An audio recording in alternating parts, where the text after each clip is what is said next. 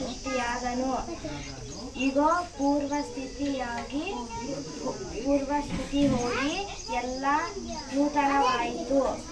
2 ಕೊರಿಂಥದವರಿಗೆ 5:17. ಪಾಠ 2. ಆದ ಕಾರಣ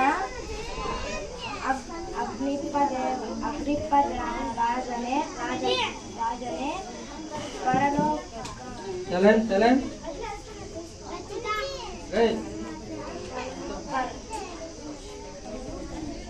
ಪರಲೋಕದಿಂದ ನನಗೆ ಉಂಟಾದ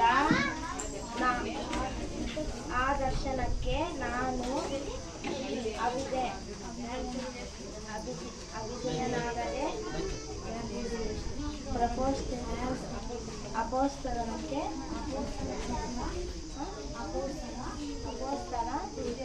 ಕೃತ್ಯಗಳು 26:19.